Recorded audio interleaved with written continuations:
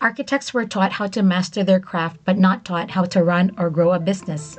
This is so true for us creative entrepreneurs and architects who often overlook a crucial aspect in our business: finances. In this episode, I'll share tips that help me achieve financial freedom. I presented this talk called Architect My Life, Architect My Freedom, a creative entrepreneur's guide to financial freedom, at the Sheroes of Architecture Conference produced by Sarah Colada. Listen all the way through to discover how to attain financial resilience and assurance, empowering yourself to face your financial future with confidence rather than fear. You're listening to the Architect My Life podcast, a show dedicated to empowering women architects and designers to achieve business growth, financial freedom, and health and wellness. I'm Shlachter, your host and CEO of MGS Global Group. Our company provides Revit, ArchiCAD, and CAD drafting services to busy architects and design firm owners. MGS Global started as a part-time gig when I was a new mom, but it has now grown into a thriving business that provides drafting support to creatives, helping everyone maintain a healthy work-life balance. This podcast is proudly presented by MGS Global Group. Now let's dive into this episode. So this is really what brings me to the next speaker. And I'm very excited to introduce Aya, because me and Aya, we actually worked together for the last 5 months. And I'm helping her with digital transformation strategies. And I'm really in love with the product that she's creating and her mission and her passion that drives her for that product. Aya is an architect from Ohio, and she also runs a business which helps other architecture firms outsource drawing and design. So that already is an alternative business model. And Aya today is going to talk about growing your business and about outsourcing, and will give you some great advice as it comes to running your own business in architecture. So Aya, the stage is yours. Thank you so much. Hi, everybody. It's Aya Shlachter. So the title of my talk is Architect My Life, Architect My Freedom, a creative entrepreneur's guide to financial freedom. So I'm here to all firm owners and business people in 20 minutes help you create financial freedom. Is that even possible? I'll do my best. So a lot of women and firm owners in general are, we're responsible about car insurance, home insurance, health insurance, especially in America where I'm from.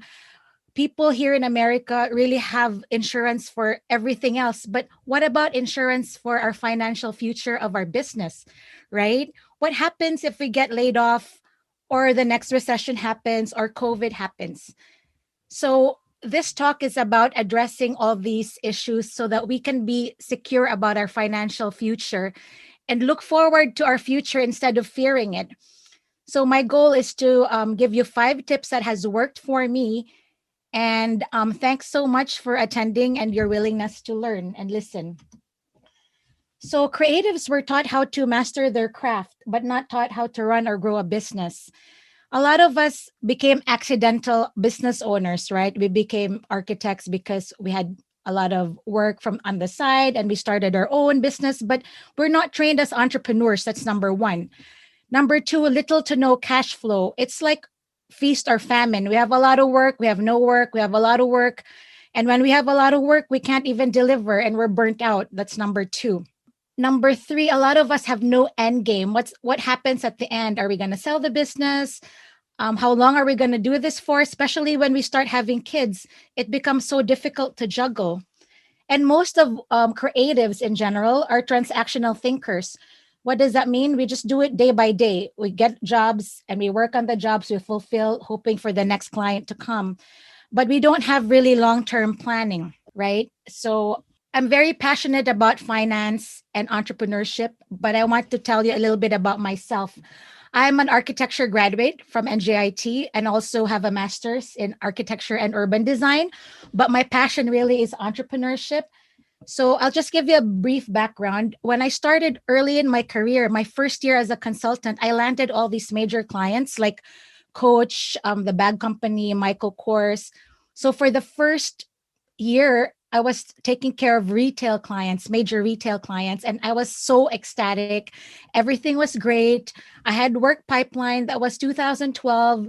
And then Amazon happened. So the retail industry died. So the thing is, I was too focused on working on the business that I didn't even have time to do diversification, to find new work. By that time, I already had 15 employees, but my work pipeline was going down. So that was one, right? I was not responsible for finding new work because I was too busy fulfilling new work. But my second is my turning point. What was my turning point?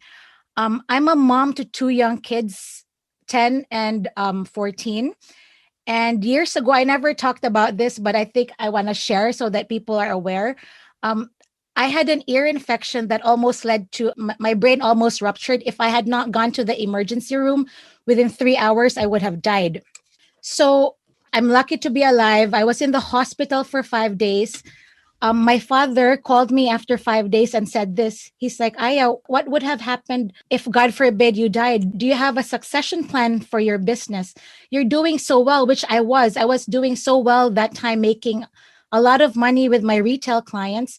But if I died, I didn't have a succession plan. I didn't have any systems in place. My kids would not have had, money coming in. When I die, my business will die with me. So this is why I created this Architect My Life, Architect My Freedom. I want people to be responsible for their financial future. And also, this whole experience gave me the opportunity to reassess who I am, who I want to be, and what my long-term goals are for myself, for my family, and for the business. So that's my backstory. So I want you, all of you, to answer this question. What is your end goal? Do you have a succession plan? These are the things that will guide you towards your financial freedom in the future. So, why did you start a business? Why did you start a firm? What is the purpose of this? Are you building a legacy? Do you want to have freedom and be your own boss? Do you love entrepreneurship? Is it because you want to make your family proud, your spouse proud? So you need to answer these questions so that you can plan for your future that will help you and lead you towards financial planning, strategic planning, and marketing. And you need to evaluate who you are, how your clients perceive you, what they value about you, so that you have a better understanding of the end goal and your future. So here are my 5 tips of having financial freedom. The first two are self-explanatory. Number one, live within your means. Don't buy a Mercedes Benz if you don't have any work coming in. You'll be surprised. A lot of people, especially here in the US, it's easy to get a credit card. So people are just irresponsible about money and become, complacent about spending it. Number two, invest and save wisely and consistently. This is how I was able to survive COVID. I have 25 employees and I'm serving the retail and hospitality industry. When COVID hit, I had savings worth 6 months of operating expenses. So for firm owners, you need to save for a rainy day. Even if work is slow right now, you have to save a little bit every month, especially when a recession hits. Number three, begin to think positively about wealth, set financial goals, and get quality advice from experts. A lot of us have negative relationship toward wealth because a lot of us growing up were poor or maybe didn't have a lot of money. Our parents were struggling and fighting about money. But, sometimes you need to reassess what wealth means to you. Does wealth mean happiness, great relationships, steady income? You all have a house and food, shelter, clothing. So we need to reassess what wealth means to you, right? But I believe that the key to success is really generosity, and it has been proven in a lot of books. If you give with an open hand, you can receive. This is what my father has told me all the time. You think of money as a gift. You give it and then you receive. If you have an open hand constantly, you can receive. But if you're close-fisted, you can never receive anything. I remember before, every time I got bills from my clients and consultants, I would stress out, right? I'm like, I got to pay all the bills. But think about this. If you don't have bills to pay, it means you have no clients coming in or you have no work. So whenever you have bills to pay, when you have money going out, you have to thank, the universe for all the work. I came across this guy called Ken Honda. He's a Japanese financial consultant and coach. He has this thing called arigato in and arigato out, meaning when he gets money, he thanks the universe for the money coming in. And then when he gives money, he also thanks the universe. So It's all good. I mean, we get paid to serve, not to sell. So we should welcome money and we should give money because we're serving people. We're not selling. We have a product to serve. So that's my thought. Right now, I've changed my mindset. When I have bills to pay, I say arigato in. And when I receive, arigato out, or the other way around. So that's the third one. Think positively about money, and generosity is the key to success. When you give money, it means you'll be receiving more. Remember that. Next one, set financial goals and achieve them. And backward action planning. What does that mean? What I've been doing for the last 5 years, and every architect and firm owner should do this, you need to set financial goals for your business. So let me give you an example. In the beginning of the year, in January, if you're a firm owner, you need to write down what you expect to make by end of the year. So let's say you want to make 100,000 more by end of the year. What you do is your backwards action plan. So if you want to make 100,000 more by end of the year, what do you have to do in Q1? Q1, you need to maybe start your ad campaign, start writing blogs, start networking. Q2, you need to meet more people, sponsor events, and then you put a number in Q2, 20,000. Just write it in your notebook, $20,000, right? For Q2. Again, you do all this in the beginning of the year. And then Q3, land 2 clients, that's 60,000. Just write this down, because if you don't have goals, I mean, if you don't have financial goals, it doesn't make sense for a business not to have financial goals. But this is so common in a lot of creatives. We don't have goals. We're transactional. Clients come in, we have money, yay. But that shouldn't be the case. You need to write down how much you want at the end of the year and work backwards and say, by Q1, I'm going to make 20K from this income source, from Q2, Q3. I assure you guys, you will really get the money, because I've been doing this for the last 3 years, and every year I've put 30% increase and I've made it. But then obviously you need to work on your action plan.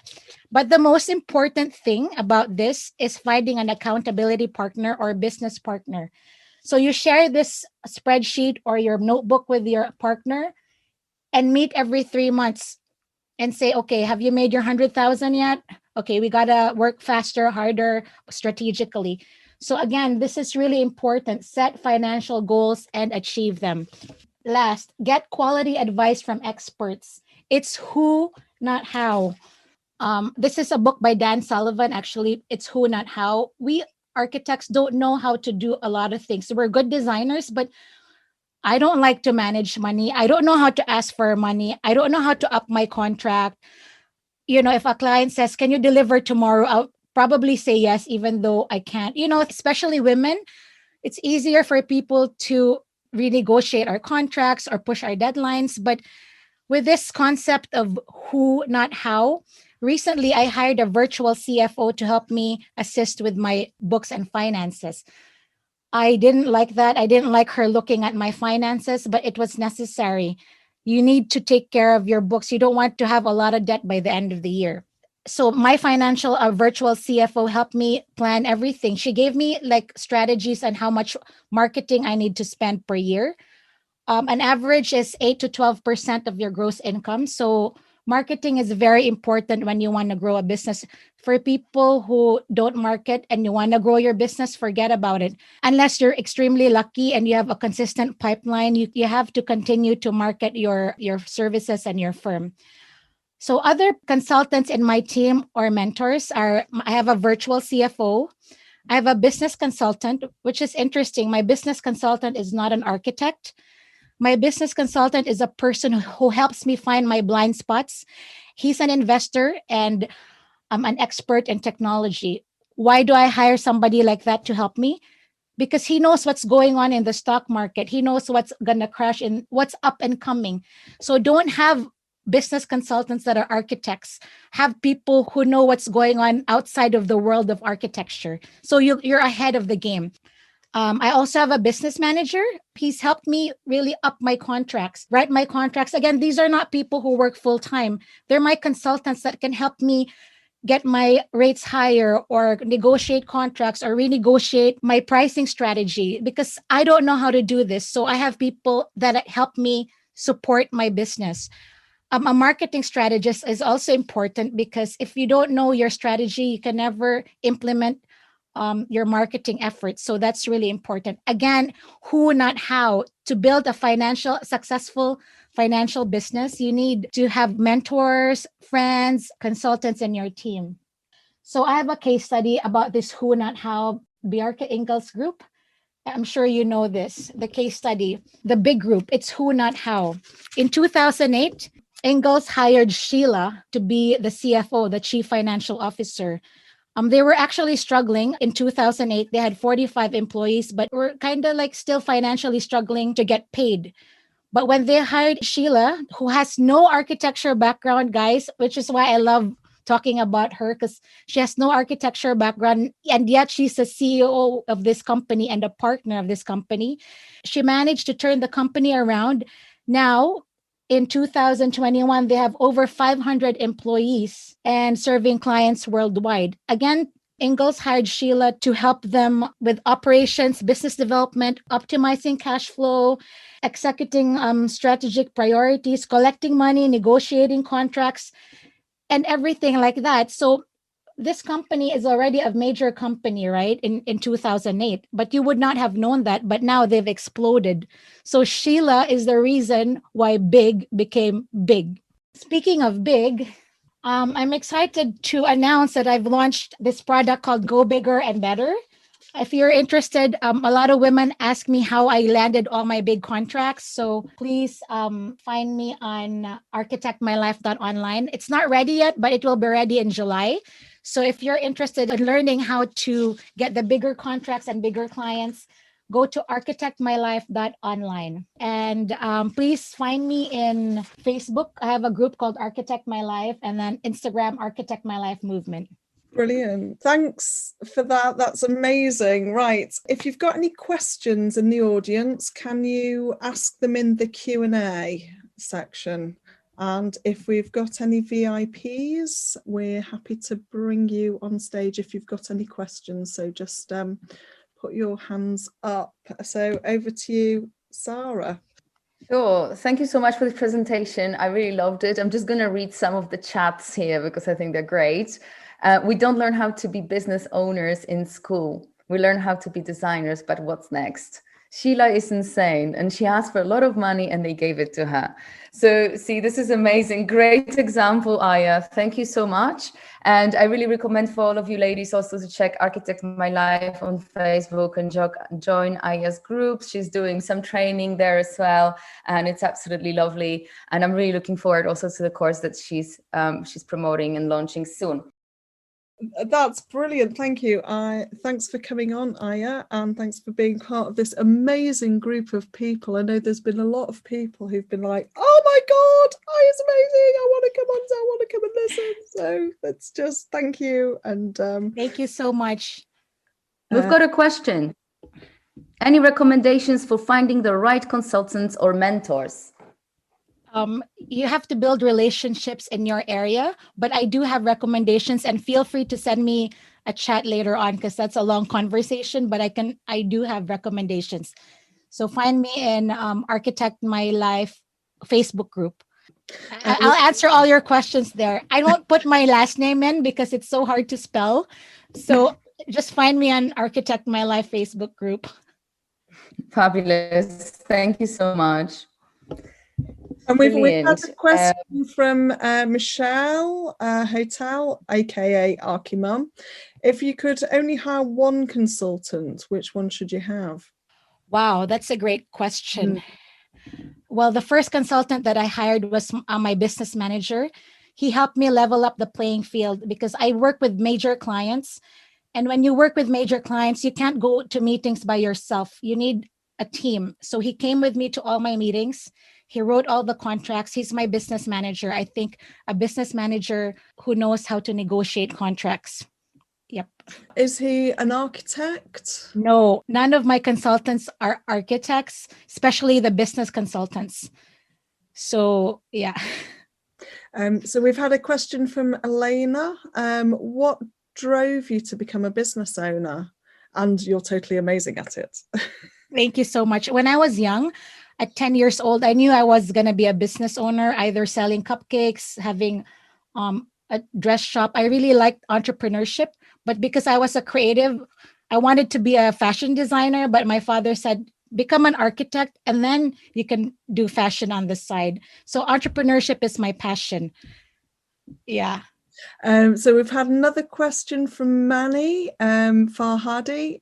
What if your consultants have competing interests and they're working with other architects? So my consultants, we do a non-compete. So they don't have the same type of clientele. But then if he wants to go to another state, that's fine, but we have a non-compete. But I can share with you all that if you ask me more in Architect My Life Facebook group. Okay. Anything else? Nothing coming through the Q&A. We've had lots of thank yous. Thanks for listening to this episode of Architect My Life, a podcast brought to you by MGS Global Group. I hope you enjoyed this episode.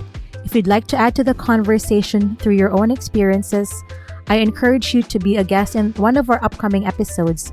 Visit architectmylife.com to apply and learn how. I firmly believe that a strong community drives change and fosters success. If you'd like to be part of this community, join the All-Women Architect My Life Facebook group. Please take a moment to review us on Apple Podcasts, Spotify, or wherever you listen to your podcasts. Thanks again for listening. I'm Aya Shlachter. Until next time.